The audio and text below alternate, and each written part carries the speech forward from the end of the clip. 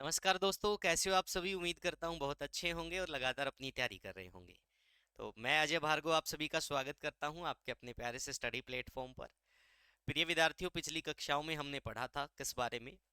हमने मौर्योत्तर काल के जो विभिन्न वंश थे उनके बारे में भी जाना कि किस प्रकार से जो ब्राह्मण साम्राज्य है उसका उदय होता है और उसमें बहुत सारे वंश होते हैं। ठीक है। उसके बाद हम आज पढ़ेंगे मौर्योत्तर काल के दौरान ही जब ब्राह्मण वंश हुआ करते थे तो उसी दौरान हमें कुछ विदेशी आक्रमण देखने को मिले। तो उन विदेशी आक्रमणों के बारे में पढ़ेंगे। इससे पहले मैं आप लोगों को भारत के ऊपर जो जो विदेशी आक्रमण हुए उसमें बता चुका था कि हकमनी वंश के द्वारा आक्रमण किया गया, यूनानियों के द्वारा किया गया। लेकिन अब जो हम जिस कड़ी में हम इस टॉपिक को पढ़ रहे हैं वो है मौर्योत्तर काल के बाद, यानी कि जैसे मौर्यों का साम्राज्य क्या होता है, समाप्त होता है, तो उसके बाद हमें कुछ और आक्रमण, विदेशी आक्रमणकारी देखने को मिलेंगे।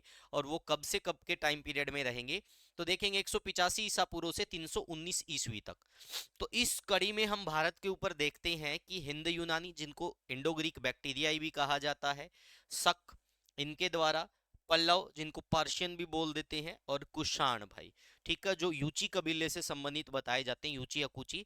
तो उन सभी के आक्रमण देखेंगे कि भारत के ऊपर रहे, उसमें से कौन कौन सा शासक था, जिससे इंपॉर्टेंट बिंदु हमारे लिए निकल कर आएंगे भाई।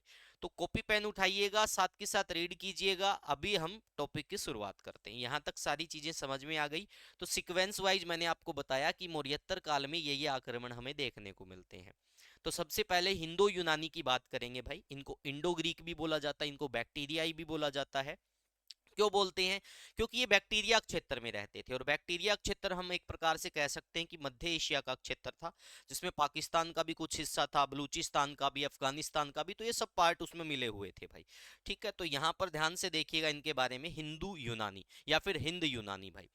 अब सबसे पहला कॉन्सेप्ट यहां से क्या निकल कर आएगा कि मौर्योत्तर काल के बाद जो पहला आक्रमण हमें देखने को मिला वो किसका था? तो वो किसका था? हिंद यूनानियों का था भाई। और इन्हीं के द्वारा, इंडो ग्रीक बैक्टीरियाई शासकों के द्वारा ही भारत के अंदर क्या शुरू किए गए? सबसे पहले सोने के सिक्के जारी किए गए थे।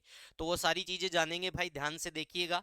मौर्योत्तर काल में सर्वप्रथम हिंद यूनानी शासकों ने आक्रमण किया। ठीक है, जो बैक्टीरिया के रहने वाले थे, जिस कारण से इनको क्या कहा गया? बैक्टीरियन आक्रमण भी कहा गया। बैक्टीरिया क्या है? एक प्लेस मान सकते हैं भाई, जो मध्य एशिया का क्या है, एक प्राचीन क्षेत्र था, जिसमें दक्षिण पश्चिम तजाकिस्तान, उत्तरी अफगानिस्तान और दक्षिणी पूर्वी उज्बेकिस्तान या फिर पाकिस्तान भी कह सकते हैं, वो हिस्सा भी शामिल था। सर्वप्रथम यूनानी आक्रमणकारियों ने हिंदूकश पर्वत को पार किया, जो इसकी पामीर पर्वत श्रृंखला से भी क्या कह सकते हैं भाई, थोड़ा संपर्क रहता है। इन्हें इंडो ग्रीक, हिंद यवन एवं बैक्टीरियन ग्रीक के नाम से भी जाना जाता है। तो यानी कि आपसे पूछ लिया जाए कि मौर्योत्तर काल में भारत के ऊपर पहला जो विदेशी आक्रमण हुआ वो किनके द्वारा किया गया? तो वो हिंद यूनानियों के द्वारा किया गया। इनको हिंद यमन, इंडो ग्रीक या फिर बैक्टीरियन के नाम से या बैक्टीरियन ग्रीक के नाम से भी जाना जाता है। तो पहला कॉन्सेप्ट क्या हो गया भाई हमारा? क्लियर हो गया भाई। यहां तक सारी चीजें क्लियर बेटा? अगर कोई चीज ना भी समझ में आए तो फिर आप क्या कर सकते हो भाई, क्लास के नीचे आप कमेंट छोड़ सकते हो। यकीन मानिएगा, अगर मुझे उस बारे में जानकारी होगी तो मैं उसको जरूर आप लोगों को उसके बारे में बताने का प्रयास करूंगा। अब नेक्स्ट देखेंगे भाई, हिंद यवन जो शासक थे उनको दो भागों में बांटा गया। इतिहासकारों के द्वारा बताया गया कि इन हिंद यवन शासकों के भी क्या थे भाई? दो अलग अलग कुल थे भाई। एक कुल को नाम दिया गया डेमिट्रियस और दूसरे को दिया गया यूक्रेटाइडस भाई। ठीक है, कई जगह इसको डेमोट्रियस भी बोला जाता है, कई जगह डेमेट्रियस, कहीं जगह डेमिट्रियस, तो तीनों नाम इसी के हैं भाई। तो ये दो कुल हमें देखने को मिलेंगे भाई। तो इन विभिन्न कुलों के द्वारा अलग अलग प्रकार से जो क्या रहे हैं भाई, विदेशी आक्रमणकारी रहे हैं या इनके शासक रहे हैं, जिनके बारे में आज हम डिस्कस करेंगे भाई। तो जो पहला शासक था वो डेमिट्रियस ही था। ठीक है भाई, कौन था पहला शासक जो विदेशी आक्रमणकारी था भारत के ऊपर? ठीक है भाई, मौर्योत्तर काल में जो हिंद यवन आक्रमणकारी माना जाता है वो डेमिट्रियस ही था। और इसी के साथ क्या आता है? मिनांडर आता है, जो इस कुल का क्या माना जाता है? सबसे प्रतापी शासक माना जाता है भाई। जिसका हम नागसेन का जो एक प्रकार से कह सकते ग्रंथ है मिलिंद पन्हो, उसमें उन दोनों की वार्ता के बारे में भी बताया गया है, और बताया गया है कि जो मिनांडर था उसने बौद्ध धर्म में आस्था जताई थी भाई। ठीक है, तो ये सारी चीजें मैं आप लोगों को बताऊंगा। चलो भाई अभी आगे रीड करते हैं। तो ये दो कुल हो गए यहाँ पर। इसमें देखो डेमोट्रियस या डेमिट्रियस प्रथम के बारे में हम देखेंगे भाई। भारतीय सीमा में सर्वप्रथम प्रवेश करने का श्रेय डेमोट्रियस को जाता है। इसने क्या किया था, साक्कल को अपनी राजधानी बनाया था, जो बहुत सारे विद्वान मानते हैं कि जो पाकिस्तान का पंजाब प्रांत है वो था, या फिर सियालकोट। ठीक है भाई। तो यह यूथिडेमस का पुत्र था भाई। इसने लगभग 183 ईसा पूर्व, देखो तिथियों को लेकर, डेट्स को लेकर विभिन्न विद्वानों के अलग अलग मत रहेंगे, इसमें आपको सस्पेंस हमेशा रहेगा। तो इतिहास के अंदर आप इस चीज को इग्नोर करके चलिएगा, क्योंकि अगर आप इस पे अटक गए तो फिर आप इतिहास को पढ़ ही नहीं पाओगे भाई। ठीक है। तो उसके बाद देखते हैं कि लगभग पंजाब के कुछ भागों को जीतकर साक्कल यानी कि सियालकोट पाकिस्तान या फिर पंजाब पाकिस्तान को भी कह सकते हैं भाई, अपनी राजधानी बनाया। डेमोट्रियस ने भारतीयों के राजा की उपाधि धारण की, यूनानी तथा खरोष्टी दोनों लिपियों वाले सिक्के चलाए भाई। तो इनके द्वारा सिक्के भी चलाए गए, जो हमें क्या मिलते हैं भाई, प्रमाण के तौर पर मिलते हैं। तो पहला शासक जिसने भारत के ऊपर आक्रमण किया, हिंद यवन शासक की बात आती है, तो वो कौन था? इसका सफल आक्रमण जो था डेमेट्रियस प्रथम का था भाई। ठीक है। इसके अलग अलग नाम भी मिलते हैं, वो मैं आपको पहले भी बता चुका हूं पिछली कक्षाओं के अंदर भाई, तो वो हमने आज डिस्कस किया। उसके बाद देखो क्या होता है, इसके साथ इसके सेनापति के रूप में कौन आता है? मिनांडर आता है भाई। ठीक है। इसके सेनापति के रूप में कौन आता है? डेमेट्रियस प्रथम के साथ इसका सेनापति के रूप में मिनांडर आता है, और मिनांडर को क्या माना जाता है? प्रमुख और प्रतापी शासक माना जाता है भाई डेमेट्रियस कुल का। तो अब देखिएगा, मिनांडर यानी कि इसको नाम दिया गया मिलिंद भाई, यूथिडेमस के वंशजों में बल्कि समस्त हिंदू यूनानी शासकों में सबसे महान राजा मिनांडर था। कौन था भाई सबसे महान राजा? मिनांडर था भाई। डेमेट्रियस के सेनापति के रूप में वह भारत आया। उसने मथुरा, पांचाल, साकेत, पाटलिपुत्र पर आक्रमण किया, सोन नदी तक बढ़ा, परंतु पुष्यमित्र शुंग के द्वारा इसको क्या कर दिया गया? परास्त कर दिया गया। तो ये आपसे पूछा जा सकता है कि मिनांडर को किसने परास्त किया था? तो मिनांडर को परास्त किया था भाई किसने? पुष्यमित्र शुंग ने मिनांडर को परास्त किया था भाई। ठीक है। तो ये कॉन्सेप्ट मैं आपको पीछे भी बता चुका हूं, जब मैंने पुष्यमित्र शुंग के बारे में बताया था।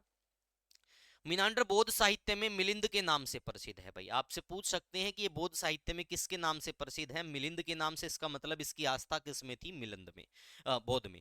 प्रसिद्ध बौद्ध ग्रंथ मिलिंद पन्हो, जिसके लेखक कौन है? नागसेन। नोट कर लेना, जिसके लेखक कौन है? नागसेन। में बौद्ध भिक्षु नागसेन एवं मिनांडर की वृद्ध वार्ता संकलित है। और ऐसा भी विद्वान मानते हैं कि जो मिनांडर है, ठीक है भाई, मिनांडर ने किसके? नागसेन के प्रभाव में आकर बौद्ध धर्म की दीक्षा ग्रहण की थी भाई। ठीक है। उसके बाद देखेंगे लामा तारानाथ की पुस्तक भारत में बौद्ध धर्म का इतिहास तथा समिंदर की पुस्तक अवदानकक लप्ता 11वीं शताब्दी में यवन शासक का उल्लेख मिलता है, यानी इस शासक का उल्लेख यहाँ भी मिलता है, इन किताबों के अंदर भी मिलता है। तो यहाँ तक सारी चीजें आई थिंक क्लियर हो चुकी है। मिनांडर किससे हारा? ठीक है भाई, डेमेट्रियस कुल का या फिर हिंद यूनानी शासकों में सबसे प्रभावी या प्रतापी शासक कौन था?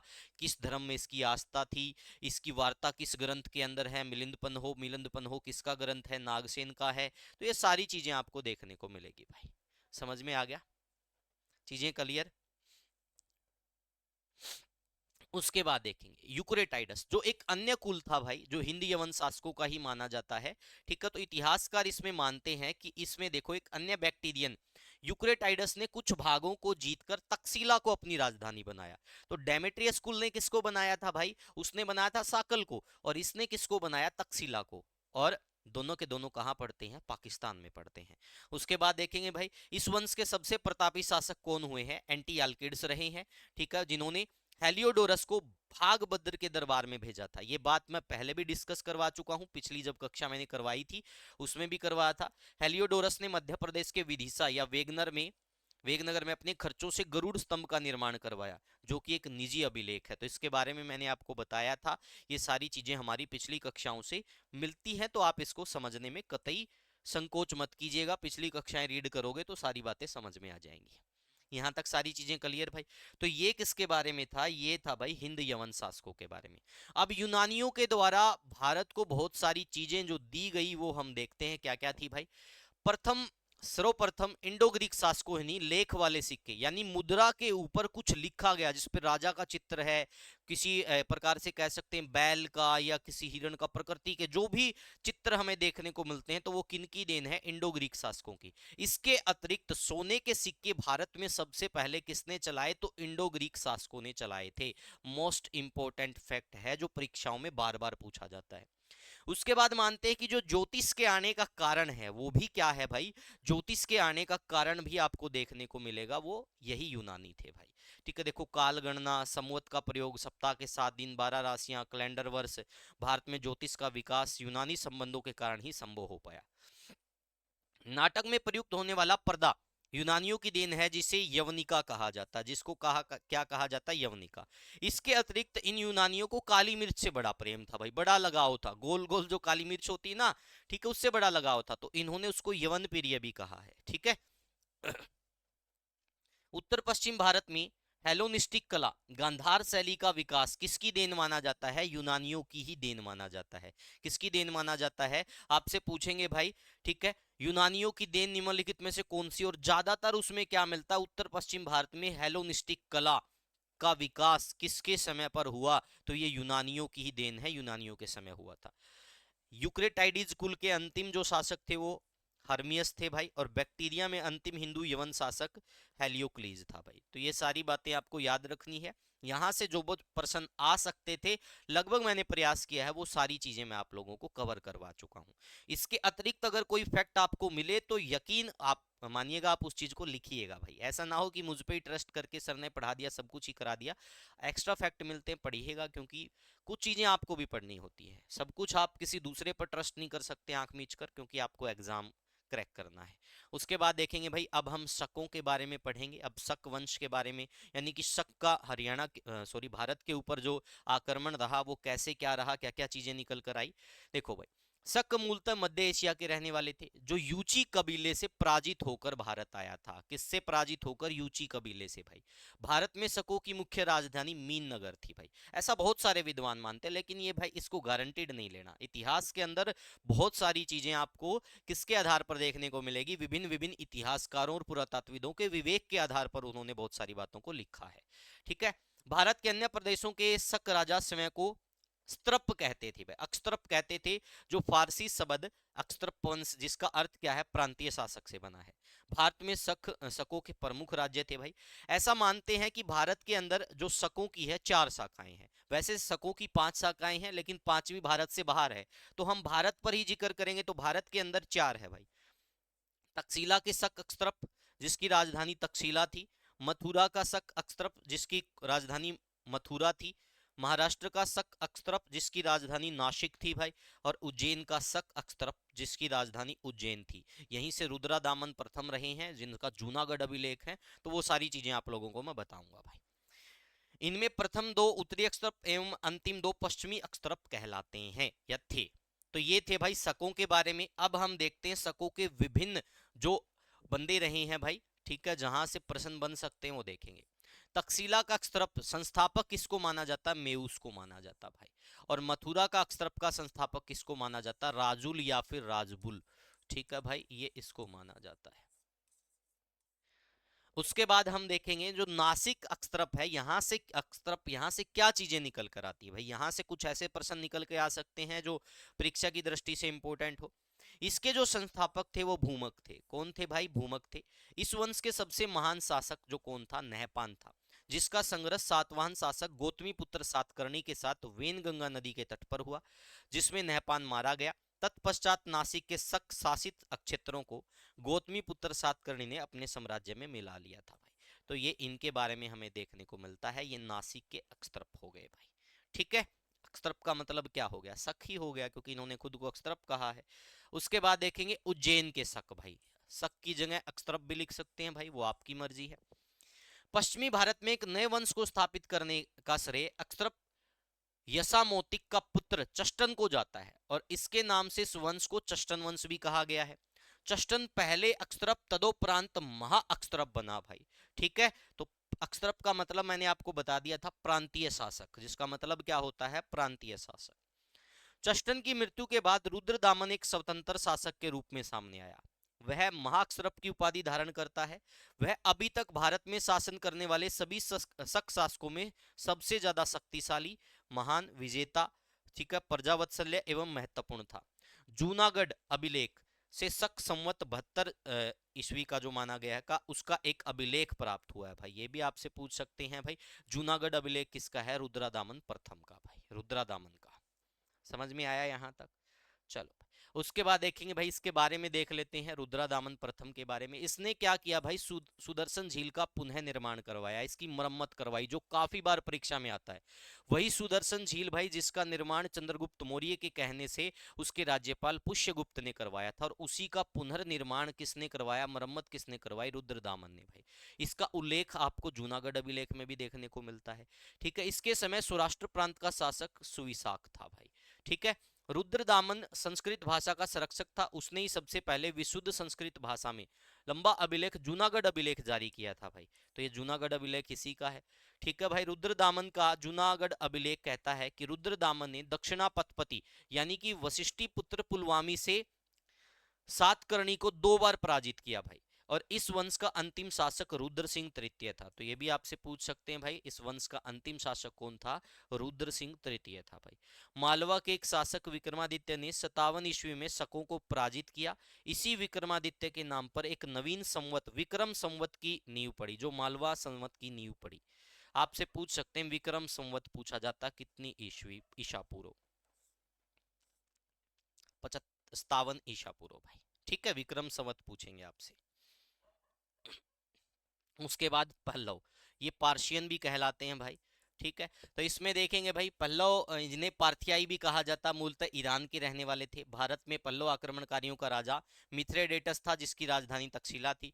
मिथ्रेडेटस के बाद गोंडोफर्नीज इस वंश का प्रसिद्ध राजा जो था बना, जिसने 20 से 41 ईस्वी के मध्य शासन किया भाई। ठीक है, गोंडोफर्नीज के ही शासनकाल में प्रथम ईसाई धर्म प्रचारक सेंट थॉमस भारत आया, परंतु तमिलनाडु में इसकी हत्या कर दी गई। अभिलेख तख्ते बही जो पाकिस्तान से मिला है, इसकी लिपि खरोष्टी है और उसमें इसकी राजधानी पेशावर बताई गई है। तो ये आपसे पूछा जा सकता है भाई। तो ये सारी चीजें मैंने आप लोगों को क्लियर कट तरीके से बता दी। ये चीजें पढ़ने की है भाई, ये चीजें आप तभी समझ में आएगी जब आप पॉइंट टू पॉइंट रीड करोगे। उसके बाद कुषाण शासक भाई। ठीक है भाई, उसके बाद हम क्या पढ़ेंगे, कुषाण।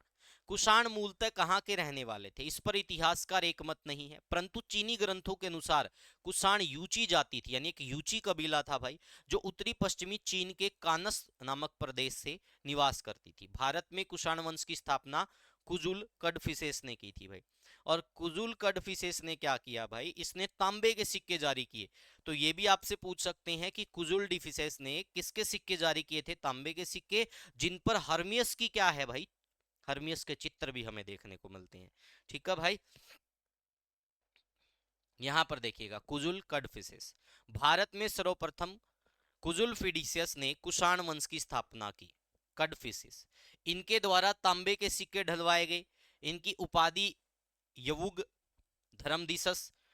कड़फिसेस प्रथम के प्रारंभिक सिक्कों पर यूनानी राजा हर्मियस की आकृति है। किसकी आकृति, हर्मियस की। उसके बाद इसकी खुद की आकृति भी, चित्र भी देखने को मिलते हैं।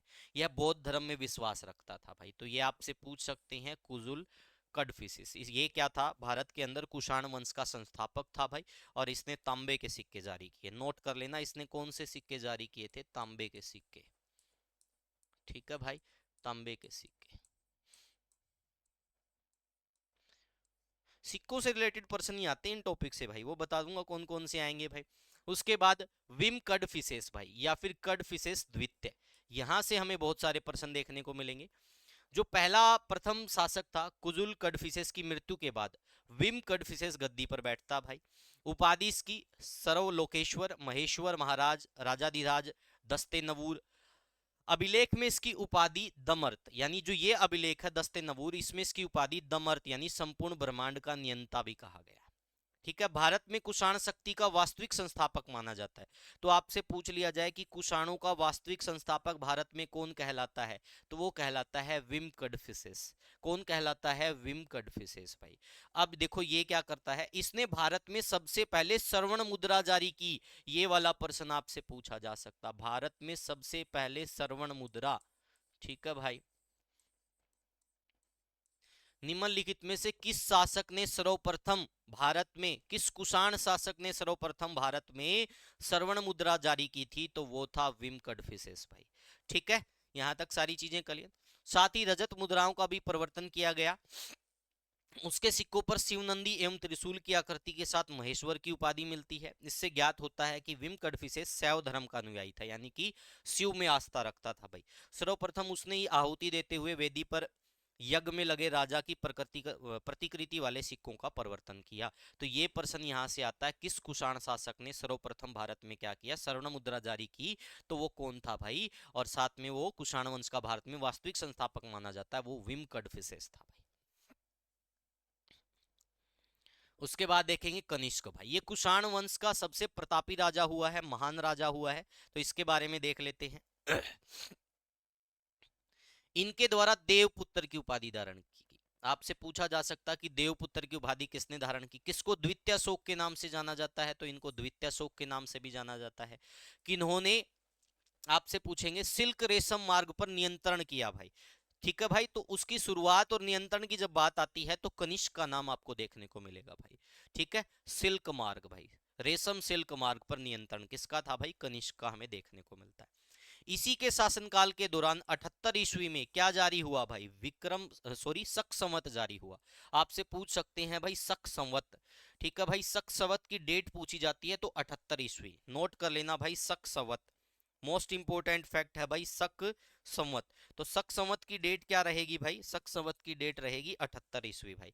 तो ये गद्दी पर कौन बैठा, जब कनिष्क गद्दी पर बैठा, बैठते ही इसने क्या किया भाई, सबसे पहला यही काम किया, इसने शक संवत जारी किया। इसने क्या जारी किया भाई, इसने शक संवत जारी किया। यहां तक सारी चीजें क्लियर भाई। इस कनिष्क की दो राजधानियां थी भाई। ठीक है, उस शक संवत को देखो, राष्ट्रीय पंचांग, भारत सरकार द्वारा राष्ट्रीय पंचांग शक संवत पर ही आधारित है, जो कैलेंडर है। कनिष्क की दो राजधानी थी, एक पुरुषपुर पेशावर तथा द्वितीय मथुरा भाई। ठीक है, भारत का में सबसे शुद्धतम सोने के सिक्के कुषाण शासकों ने जारी किए। आपसे प्रश्न पूछा जाएगा कि भारत के अंदर सबसे शुद्धतम सोने के सिक्के किसके द्वारा जारी किए गए। ऑप्शन में आपको कुषाण शासक मिलेगा भाई, आपको पर्टिकुलर एक शासक नहीं मिलेगा। कनिष्क ऐसे नहीं दे पूछता, कभी भी पूछता हमेशा इस प्रकार से कि भारत के अंदर सबसे ज्यादा शुद्धतम सोने के सिक्के। तो आपसे पूछा जाए शुद्धतम सोने के सिक्के, पर्सन मोस्टली इसके इर्द गिर्द ही घूमते हैं भाई। पहला सोने का सिक्का, शुद्धतम सोने का सिक्का, या फिर शीशे का सिक्का, इस प्रकार के प्रश्न आपसे पूछते हैं। तो जब शीशे का सिक्का पूछे तो सातवाहन वंश। भारत में पहली बार स्वर्ण मुद्राएं किसने जारी की, तो इंडो ग्रीक बैक्टीरिया, या तो वो ऑप्शन में मिलेगा। जब कुषाण वंश के हिसाब से पूछें तो कुषाण वंश के द्वारा शुद्धतम सोने के सिक्के जारी किए गए थे, सबसे ज्यादा शुद्धतम प्योर गोल्ड के सिक्के भाई, तो वो कुषाण शासकों के द्वारा। कनिष्क ने भाई कश्मीर को जीतकर कनिष्कपुर नामक नगर बसाया भाई। उसने कासनगर, यारकंद, खोतवान पर भी विजय की। कनिष्क ने पाटलिपुत्र पर आक्रमण कर वहां से प्रसिद्ध विद्वान अशोक घोष, बुद्ध का भिक्षा पात्र और एक अनोखा कुकुट, जिसको उस समय मुर्गा बोलते थे भाई, ठीक है, मुर्गा प्राप्त किया और उससे संतुष्ट हो गया। महास्थान बोगरा में पाई जाने वाली सोने की मुद्रा पर कनिष्क की एक खड़ी मूर्ति अंकित है। मथुरा में कनिष्क की एक प्रतिमा मिली है जिसमें उन्हें घुटने तथा चोगा एवं पैरों में भारी जूते पहने हुए दिखाया गया है। तो ये सारी चीजें मिली हैं। ठीक है भाई, कनिष्क कला एवं संस्कृति साहित्य का महान संरक्षक था। इसके समय में मूर्तिकला की गांधार एवं मथुरा शैली का जन्म हुआ। तो आपसे पूछा जा सकता है गांधार एवं मथुरा शैली का जन्म किसके शासनकाल में हुआ था, तो कनिष्क के शासनकाल में। उसके बाद देखेंगे कनिष्क बौद्ध धर्म का मतावलंबी था, यानी बौद्ध धर्म को मानने वाला था। इसके शासनकाल में ही चतुर्थ बौद्ध संगीति हुई भाई, जिसका आयोजन कहाँ हुआ, कश्मीर के कुंडलवन, बिहार में, कुंडलवन में हुआ था भाई। ठीक है, इसकी अध्यक्षता अशोक घोष ने की थी। अशोक घोष के द्वारा एक पुस्तक लिखी गई है, बुद्ध चरित्र भाई, वो भी आपसे पूछ सकते हैं। कनिष्क के दरबार में उच्च कोटि के विद्वान थे, ऐसे विद्वानों में अशोक घोष, नागार्जुन, जिसको भारत का आइंस्टीन भी कहा जाता है क्योंकि शून्यवाद की खोज की थी, वसुमित्र के नाम प्रमुख है। अशोक घोष की रचनाएं देखो ये आ गई, ये पूछी जाती बुद्ध चरित्र किसकी रचना है। आयुर्वेद के प्रख्यात विद्वान चरक भी कनिष्क के समय में राजदरबार में निवास करते थे। तो चरक किसके समकालीन था, चरक भी कनिष्क के समकालीन था, ये भी प्रश्न आता है। कनिष्क के काल में कला की दो शैलियों का विकास हुआ, गांधार एवं मथुरा। इन्होंने प्रसिद्ध रेशम सिल्क मार्ग की शुरुआत की और उस पर नियंत्रण किया, तो ये भी आपसे पूछ सकते हैं। जो जो प्रश्न बन सकते थे A to Z यहाँ पर आपको कवर करवा दिया गया भाई। अब कम टाइम में ज्यादा पढ़ना है तो इसी प्रकार से पॉसिबल है भाई। उसके बाद कनिष्क का अभिलेख भाई, एक कनिष्क का अभिलेख है रब तक या रबा तक अभिलेख। यह अफगानिस्तान के सुर्ख कोटल के काफिर का किला नामक पहाड़ी पर स्थित है। 23 पंक्तियां अंकित है। कुषाण शासकों की वंशावलियां दी गई हैं इसमें भाई। इसमें 6 क्या दिया गया भाई, 6 नगरों का वर्णन हमें देखने को मिलता है। तो वो 6 नगर मोस्ट इंपोर्टेंट है। वो 6 नगर कौन कौन से हैं? कौसाम्बी, पाटलिपुत्र, चंपा, उज्जैनी, साकेत और कौंडिन्यपुर। ये महाराष्ट्र के आसपास था भाई। तो इनके बारे में जानकारी मिलती है। तो ये सारी चीजें यहाँ पर आपको देखने को मिलेगी। इसमें देखो भाई, कनिष्क की उपाधि सम्राटों का सम्राट एवं देवपुत्र एवं उसके द्वारा संवत शुरू करने की एवं नाना देवी के मंदिर निर्माण हेतु कनिष्क के आदेश का उल्लेख मिला है। अभिलेख में कनिष्क ने यह भी आदेश दिया कि उसके पूर्वजों की प्रतिमाओं को मंदिरों में स्थापित किया जाए। ठीक है भाई। तो ये था इसका अभिलेख। अब देखते हैं भाई, हुविस्क कनिष्क का उत्तराधिकारी हुविस्क हुआ भाई। उसने कश्मीर में हुस्कपुर नामक नगर की स्थापना की। इसके सिक्कों पर शिव, सकन तथा विष्णु की आकृतियां उत्कीर्ण है। कुषाण वंश का जो अंतिम शासक था वो वासुदेव प्रथम था भाई। कुषाणों ने देखो सबसे ज्यादा शुद्ध सोने के सिक्के जारी किए भाई। इन्होंने सबसे ज्यादा तांबे के सिक्के भी जारी किए थे।